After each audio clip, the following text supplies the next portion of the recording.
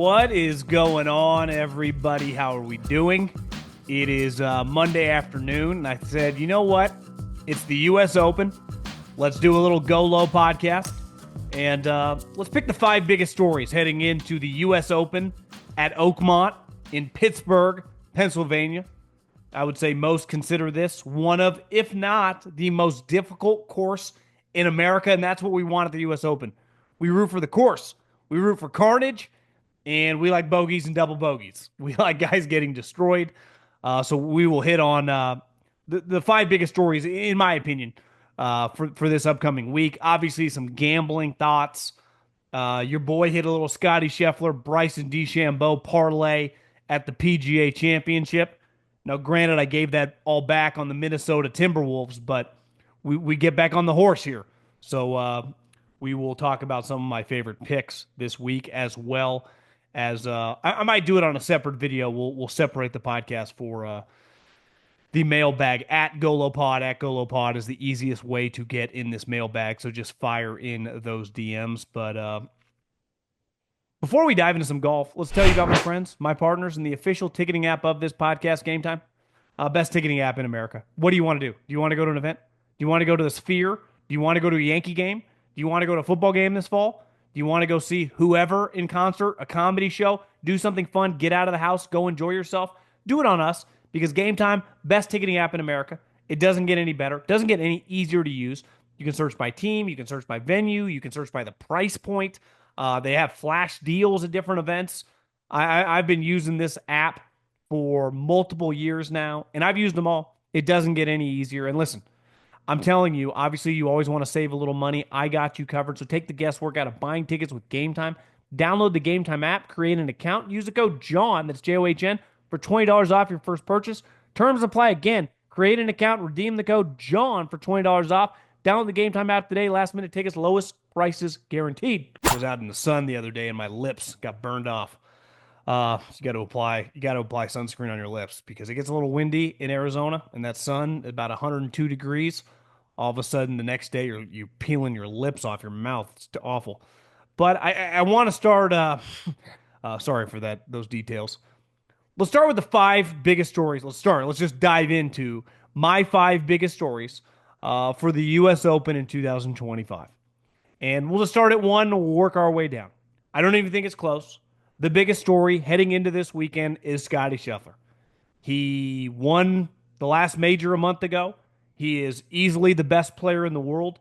Every event he plays recently, he doesn't just win, he destroys everybody. And last year, he was anointed. Rightfully so. You win all those tournaments. You win a major. You win $65 million. Your caddy makes $6-7 million, who I think he would have ranked, I forget the exact numbers, like 40th or 45th on the money list in a day and age when they are just giving out a ton of cash. It was an incredible accomplishment. And obviously, people over the course of the last decade plus have had Tiger-like seasons. People get uncomfortable, and I find myself as well, when you compare someone to Michael Jordan, Tom Brady, Tiger Woods. Part of their greatness is doing it over a long period of time, right? It's not like a musician, a one-hit wonder. There have been a lot of people that have had a hit song. It's like, well, can you have multiple hit albums? Can you have 20 number ones, right? Like, can you start multiple businesses that work? And I just think Scottie Scheffler is proving that, like, he's in it to win it. And that's cool. Like, part of what's cool about watching a great player is watch them through their journey. And sometimes in team sports, like over the last couple of years, anyone that's watched Nikola Jokic play basketball is like, I've been watching the NBA for 30 plus years. He's got to be one of the 10, 12 best players I've ever seen. Is he going to win a second NBA championship in his career? I don't know. They've kind of bungled some moves. Who knows who is, they hire Rick Adelman's son. I have no clue. A lot of stuff's out of your control. As, in team sports, you see this with quarterbacks all the time. Patrick Mahomes gets the benefit of being drafted by Andy Reid and playing with the Chiefs, who already had Travis Kelce and Tyreek Hill, and they signed Spagnuolo to be the defensive coordinator. Joe Burrow goes to Cincinnati Bengals, right? As an individual star, I don't know much about the 2 guys that played in the Roland Garros final, Sinner and Alcatraz, but clearly they're pretty elite players. And as a tennis player, if you're a great player, Agassi, Pete Sampras, Djokovic, Nadal, whatever, you control a lot of your own destiny. Golf's a little bit like that. Like you definitely control a lot, but there's some randomness, right? Like for whatever reason, when Tiger Woods, like, is he a great clutch putter? Of course, but that ball went in a lot more than it lipped out. We have seen over the course of as a golf fan, how many guys, I mean, was it 2 years ago? Wyndham Clark had a chance to tie at the Players' Championship against Scottie and lips out. I mean, it was just, that never really happened to Tiger. And it hasn't really happened to Scottie much lately either. And the bounces have all gone his way, which you need. And listen, he's a bright lights, complete ass kicker. And Ted Scott's been banging this drum, and I respect the shit out of anyone with this mindset because hopefully one day like many of you, we're all in the position to have the opportunity to go, this is how I handled millions upon millions of dollars. What was unfazed? Or maybe like, yeah, I got a little lazy. It's a good position to be in financially. But some guys like, yeah, kind of mail it in. They don't work as hard. We'll get to Rory here in a second. And some guys are like, I want more. I can't get enough. I'm addicted to this. And clearly, Scottie, from a competition standpoint, is addicted to winning golf tournaments. And that's cool because after you win $66 million, if you would have told me, yeah, he kind of mailed in this year, would have been kind of relatable. But he hasn't. He's the heavy favorite. I saw before I press record. It's hard because gambling, up until the last 5 or 6 years, with the regulations by a state basis changing and it becoming much easier for us, lifetime gamblers to obviously dabble. It's hard for me to be like, I remember in 2007 when Tiger Woods, like I wasn't gambling on golf 20 years ago, but I saw a headline, and it might have been by DraftKings, that Scottie Scheffler is the lowest favorite, meaning his odds are the lowest at basically plus 280. So under 3 to 1 to win a major, which is insane. And it's the lowest number since Tiger Woods in 2009. So that's the type category he's in. And listen, he's kind of been hovering. Uh, when he started kicking ass last year, it went from like 7, 8 to 1 down to 5 to 1. Over this year, it's creeped, from 3 to 4 to 1 down under that number. It's crazy. And let's face it doesn't feel that nuts taking it. Here's the other thing. I looked before getting ready for this podcast. In the last since 2022, so or I guess in 21, so 21, 22, 23, 24, 16 majors, and then the 2 majors this year. That is 18 majors. He has finished in the top 10 in 11 of those, and in 3 others he won. So in 14 of the 18 majors, he's either finished in the top 10 in basically 85% of them and won 3 others. Pretty nuts. And in 5 of those 11 top 10 since 21, he's finished in the top 5. So this guy, when you get it's crazy to me with tennis, and listen, I dabbled a little as a young kid, played a little in college just to like get a sweat.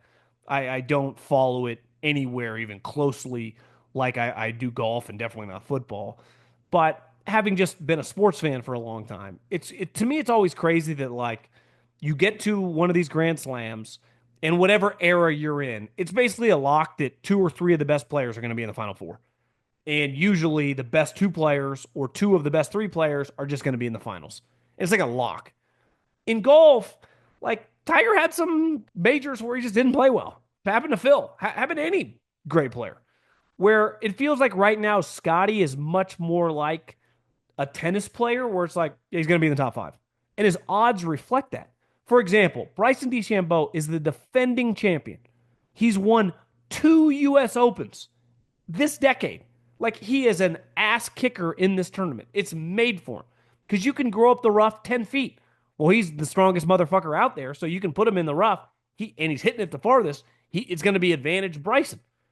Yet Scottie to finish to top 5 is minus 175. And to put this into perspective, Bryson is plus 160 and he's second on the odds board. Just shows you like what a lock. And if there was plus odds, everyone and their mother would gamble on it. That Scottie is to finish in the top 5. Now, he's not guaranteed to win. It's hard to win these majors, but it feels like come Sunday, he is going to be in the last 2 or 3 groups. with a very, very good chance to win. And that's pretty crazy in this sport. The NBA Finals are here, and this is your last chance to bet on the NBA until next season. And the DraftKings Sportsbook, an official sports betting partner of the NBA, is pulling out all the stops to make it a finals to remember. One team will be crowned the champ, and the other will be lost to history. Who you got winning it all?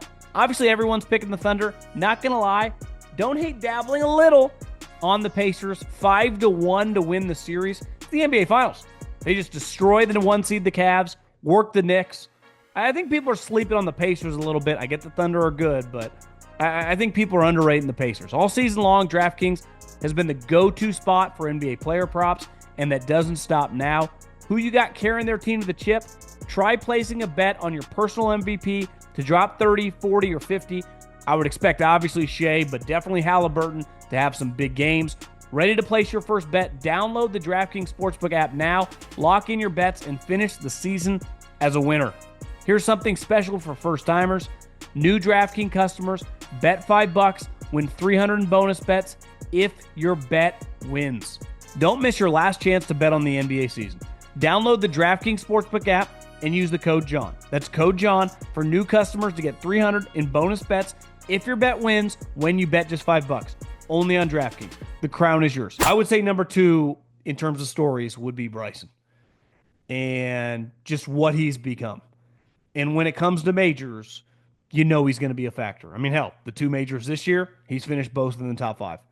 Now, he didn't really have a chance to win either on Sunday. The Masters, after the first couple holes, he just did not play well, being paired with Rory. And in the tournament with Scottie on where they just play at Quail Hollow, clearly he just didn't have it. But, like, he is constantly putting himself in the mix, and he's been doing it for the last couple years. He like this tournament is just tailor made for him. He did a YouTube video shot by shot of one of his practice rounds. He played in this tournament in 2016, the year that Dustin Johnson won. He had another good week at Live in DC. I think he finished top 4. Joaquin Niemann shot 15 under. He shot 13 under. So he continues to play well coming into these tournaments. It would not shock me at all if he won. Now, one thing he said after Quail Hollow was like, my irons are off and I got something coming. Now, are we going to get the answer to what is coming? Did he get new sticks? Did he get them worked on? I'm not even sure what the 3D irons actually means. Clearly, he's a little quirky with his technology. But, if he, like, from a driving standpoint, he's elite. And around the green, and these greens are supposed to roll at like concrete speeds. They're going to have the fastest greens of any tournament, during professional golf in 2025. Well, Bryson's one of the best putters. So around the greens, he's elite. Driving the ball, he's elite. To me, the question is like when you just give him a 180-yard shot, a 200-yard shot, is he pulling those like his draws turned into hooks pretty quick in the last couple majors? If he has that ironed out, he's going to be in pretty good shape. And I couldn't blame anyone for taking him. I think I saw today he's 8 plus 850 or 8-1. His odds are actually dropping. I think he's an absolute lock to take as a top 5 though. The first 2 guys, we know what we're getting. Like these guys are going to be in the mix. They're proving that every major now. Winning majors are hard. You got to have some shit go right for you. You obviously got to make some big putts over the weekend. But I think when we get to the third biggest story is Rory McIlroy is pretty fascinating because, and we've been talking about this the last couple of weeks, is like it looked like he was about to have a historic season. He wins at Pebble, then he wins the Players, and then he finally takes down the Masters. And you're like, listen, take a couple weeks off, go get drunk with your family, hang out with your kid, your buddies, just enjoy life. But like, listen, he's going to be a little rusty, but he'll come back. Like he's going to have a massive season. He's going to win 5 or 6 times, and he definitely could win one of these other majors. And then the driver incident happens. Last week in Canada, he didn't just miss the cut. He beat 4 guys in a field of 155 in a course that was pretty easy. And driving the ball is a major problem, and he alluded to that. Like I haven't, since they took away my driver, the new equipment at TaylorMade just isn't working for me. I started with a 45-inch driver. I've worked down to a 44-inch driver. Listen, we've all been there. You have a club that's not working. It's actually a relatable thing. To me, I'm not as bothered by that. Like people have weird struggles when they change a club. Like some of you might have the same sand wedge you've had in the bag for a decade. You just like it. I'm like that with my wedges. I've had the same lob wedge, gap wedge, and sand wedge in my bag for 5 years. Pros would be like, you've lost the grooves. Like, I don't care. I'm just comfortable with these wedges. I'm not a good enough wedge player, and I don't want to just start buying wedges. Like, I'm good with them. It's why these guys keep clubs in their bag for a long period of time when they're working. And like I'm not like it happened to him. I do understand why he was pissed. It felt like people started telling they leaked it his name and not Scottie's name. Like honestly, I kind of understand where he was coming from when it came to that situation. Now, I do think like the way he pits the media like as the enemy is kind of a little weird, but like all these players live in la la land. It's kind of the country club nature of the sport that it's like, God, you guys have it too good. You're too rich. You don't even fucking realize how easy you have it relative to some of these other athletes. But what I can't quite relate to is like, I've grown up, anyone my age, on starting with, from Tom Brady to Peyton Manning to Tiger Woods to Kobe Bryant to Michael Jordan, to even like LeBron and Steph now, to in terms of work ethic and drive to try to win and practice. I mean, these guys are addicted. And Rory had some comments that essentially said like, um, it is more difficult to be on the range for 3 or 4 hours after winning the Masters. Like, what am I grinding to? I've worked for a decade plus to try to achieve something. I finally achieve it, and now it's hard. I'm out there on the range. I'm like, what am I doing this for? Which, in one respect, for most human beings, like anyone listening to this that has a goal, whether it's a goal to make an amount of money, whether it's a goal to get a job, whether it's a goal to, if you run a business, to hit a certain revenue goal, it's always healthy to have that. And you chase for it, right? It's like I have a goal of trying to land 5 of these 10 guys on the podcast over the summer. And if you get to like 5 of them, you feel accomplished, which is understandable, and you can, I guess, exhale for a second. But when it comes to pro athletes, when it comes to the greats in business, it's like they're never satisfied. And I think most people listening, if you set up one of those goals and you achieve it, you realize like I don't get that much satisfaction after achieving it. Like you're just kind of on to the next task. I remember Kevin Durant made a big deal about this when he gets to the Warriors and he finally wins a championship and he feels like everything's going to be healed and fixed and everyone's going to leave him alone. And it was the opposite. It only got worse. Yet Rory's comments of like, why do I grind as much? It's like, Rory, this is why people are kind of hard on you. This is why I think a lot of people, not fraud is way too strong of a way to describe it, but just like kind of full of shit. And we finally get behind you and watch you win the Masters. Like this guy's about to become a legend, and then it's like he just admits he's not even practicing. He can't. He's not working as hard. And it's one thing like a week or two after. It's like been a couple months now, right? Like what are we doing? Do you think Tiger Woods would ever speak like that? Do you think those words would ever come out of Tom Brady's mouth? And you could argue it's unfair. Like you start using those guys, this is the highest level. Well, Rory's one of the great talents of all time. This is who I thought we were comparing him to.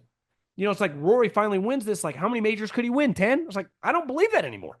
I actually think Scottie, if you said, hey, right now, put $5,000 over the course of the next decade, or just at the end of their career, who ends up with more majors? You'd have to bet on Scottie because I have a hard time seeing Scottie ever say, won the PGA, just went out to work with my coach and my team.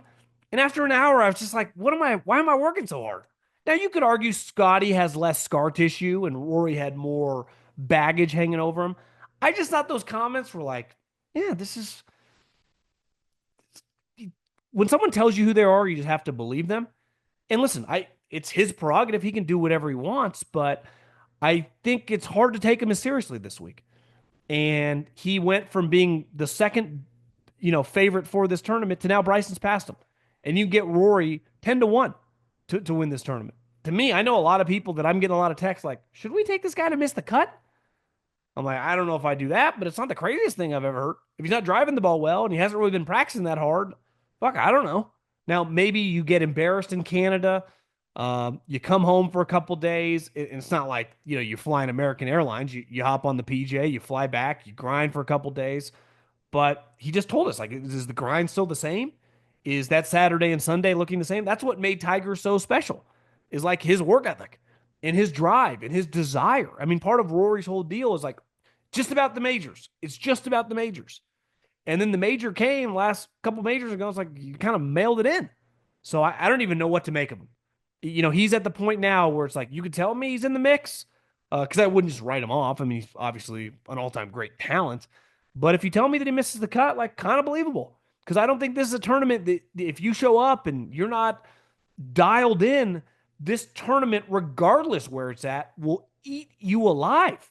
And you see Scottie coming in a ton of momentum. You see Bryson coming in a ton of momentum. You see John Rahm coming in with momentum off the last major.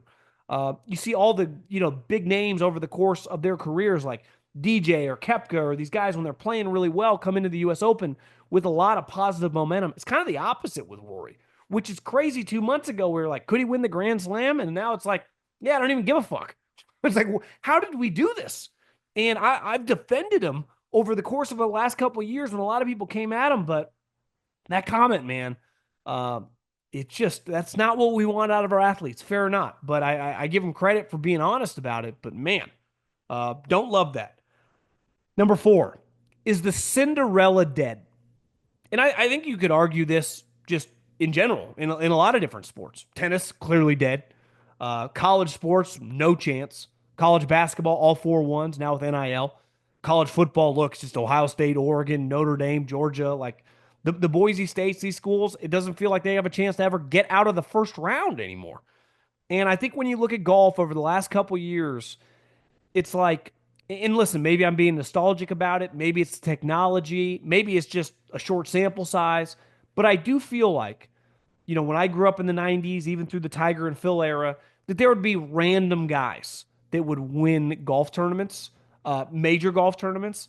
And if you look over the course of the last couple of years, it's a lot of Scotties, it's a lot of Roms, it's a lot of Rorys, it's a lot of Brysons, it's Xander. It's just like the top 3 or 4 players. Now, it doesn't mean other guys can't be in the mix and you can't gamble on them to top 10 and top 20s. But if you tell me that like Bryson or Scottie win this tournament, we are basically just look at the list of guys that have won it. I mean, Wyndham Clark a couple years ago feels like a gigantic outlier, right? And I would even call him like the little engine that could. But I mean, the day and age of just random guys winning it, I think it would start to feel like the separation of the PGA Tour now with these signature events. Some of these guys going to live. I do wonder if the day and age is kind of dead. Now, I think the British Open can always bring them alive because of the weather, because of the elements, because of the style of golf. But when it comes to Augusta, when it comes to the PGA Championship, and obviously the US Open, I think we're going to be hard pressed to see these guys like 70, 80, 100 to 1 winning those 3 tournaments. And until otherwise, I think it's an auto stay away. I am not into betting long shots at all in these majors anymore. And I'm not going to touch it. I mean, as crazy as I'll get, and we'll get into that here in a minute. But I used to do a lot of that. Take guys 50, 60, 70 to 1 because you could just throw like $50 to win like 3,000. I honestly believe that's just a waste of money now. You're better off putting a little more and taking those guys to top 10, top 20. And last but not least, I think the coolest part about the US Open, it was the first. I haven't been to that many pro golf tournaments over the years, but it was the first golf tournament I ever went to in 1998 at the Olympic Club with my dad, his buddy Jerry, and my buddy Travis. And I think we would have been 98, so we would have been like 13, 14 years old. No cell phones. We just get there. We go, hey, we'll meet you back. We get there at maybe 9 a.m. We'll meet you at 4 o'clock in the afternoon at the exit. And I don't even know how, but clearly we managed. We just meet them and we head home. And I remember watching John Daly.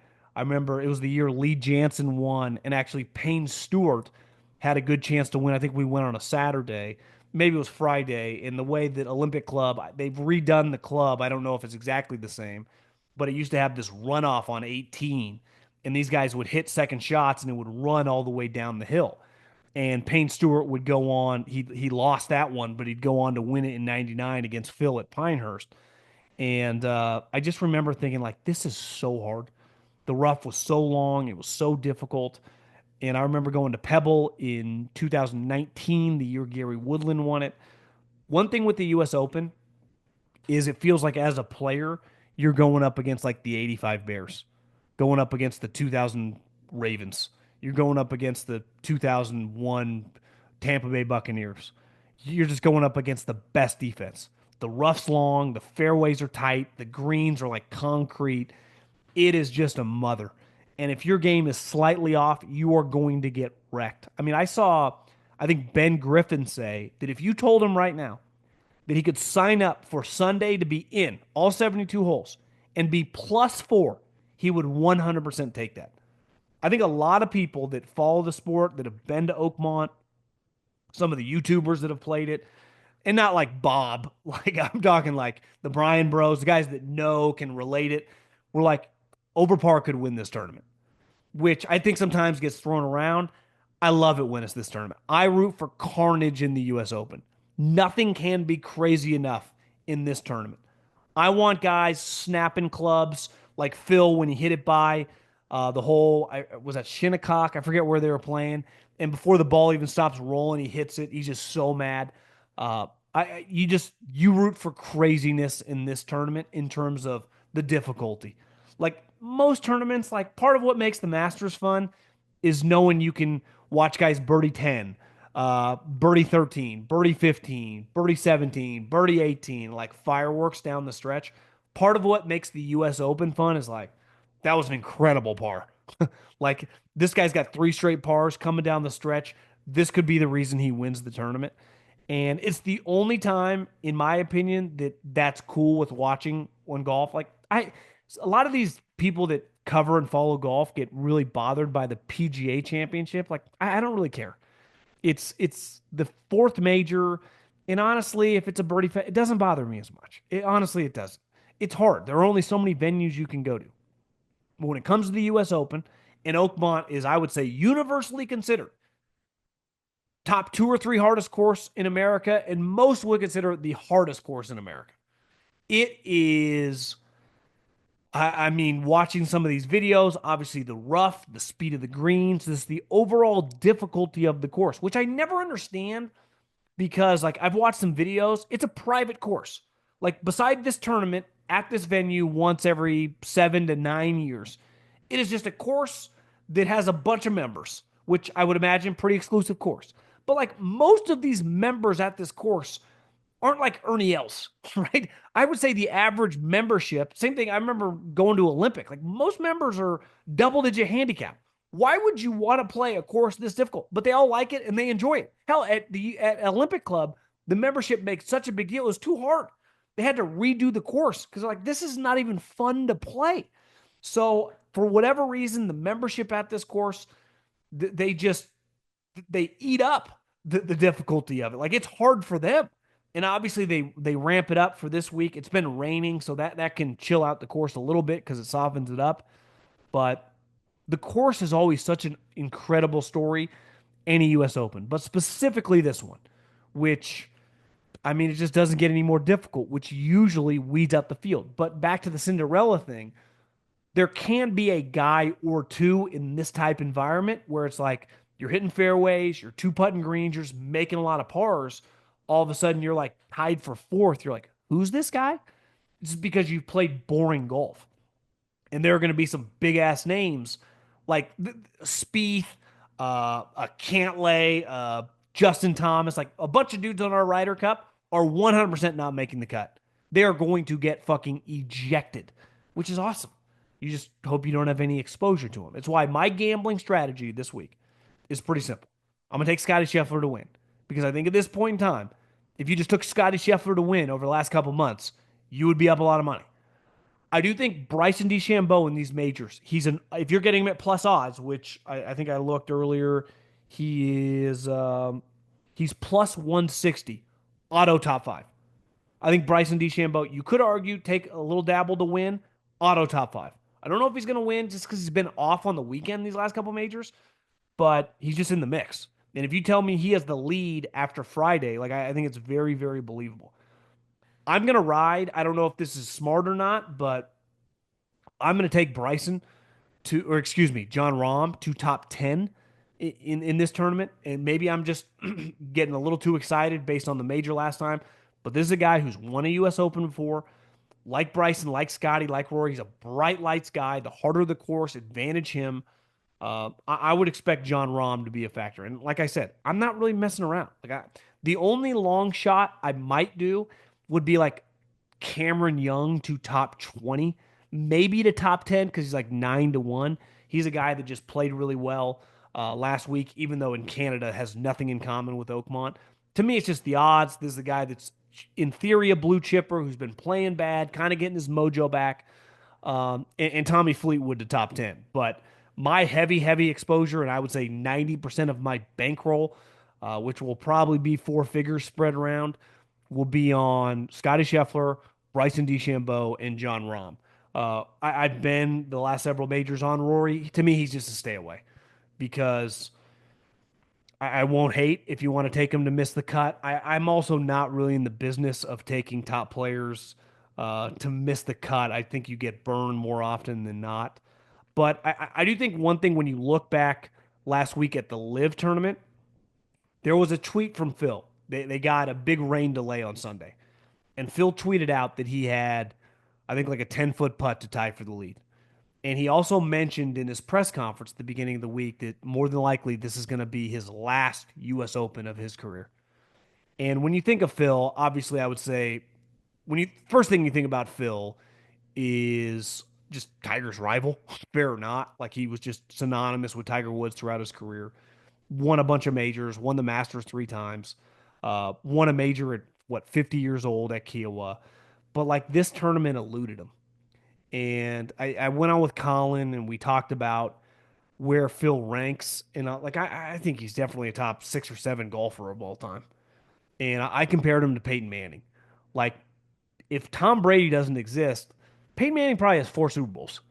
And we talk about Peyton Manning probably synonymously with Joe Montana or definitely up in that ilk. But instead, Peyton probably hovers closer to like 4 to 6 range instead of like top 2 or 3 range.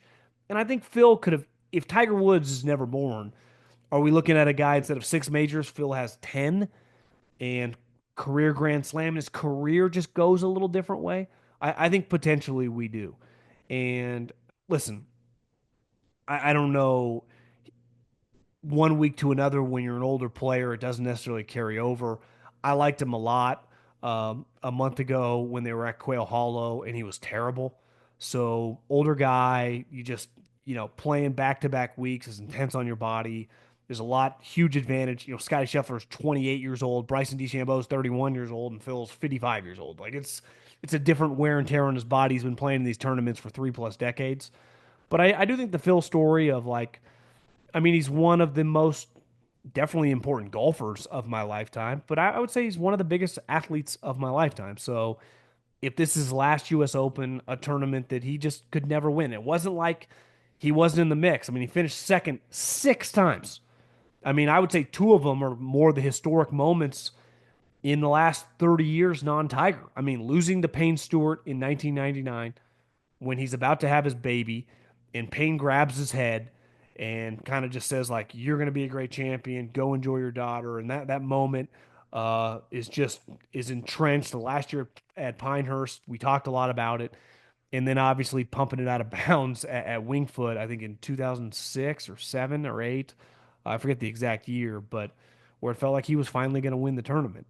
And I think one thing with Phil, and Tiger had this a little bit too. That's why Tiger would hit the stinger, and back then the courses weren't as long now, so you get away with hitting it 245 yards off the tee with a 2 iron. Is Phil's rip and driver, and he wasn't the straightest guy, and he would hit it all over the map. And in the U.S. Open, like you hit it in the deep rough. Now I did see someone forwarded me and I saw a bunch of the tournament they just played in DC. Like they grew out the rough pretty good, and you can't convince me that they weren't trying to help their guys. I mean, they got a lot of guys playing in this tournament, and 2 of the biggest favorites, in Bryson and Rahm. to get ready coming from Live with just the longer rough that they're going to see. Now, I don't know exactly. You'd have to talk to like a golf savant. One thing they've done is they've grown the rough into the tee box. So I think like anyone that's ever hit out of rough, when the rough's going away from you, you get these flyer balls and the ball flies a little farther. When the ball's coming into you, it catches your whatever club you have. And especially if you're 200 yards, like you ideally don't want to hit like a pitching wedge or a sand wedge. But some of these guys are going to be forced to do that. And I think I saw some clips on Instagram of like sometimes you just got to take your medicine. That's a huge part of the U.S. Open. And ultimately, that kind of I think did fill in over the years. Is he's never been a huge take his medicine guy because part of it he like lives on the edge, like Jordan Spieth. Like he's an aggressive player, and it's probably cost him a lot of tournaments over his career. I mean, this is a guy that's won 6 majors and 45 tournaments. If he played a little more conservatively, you could argue maybe he'd have like 55 wins. But I think he'd argue like, well, I would have won less tournaments as well because I wouldn't have hit some of the shots that ultimately led me to the winner circle. So it's part of what defines him as a player is he was aggressive. He let it rip. He wasn't afraid. And if this is Phil's last U.S. Open, we still get to watch him on Live, but this will be a pretty cool moment for golf.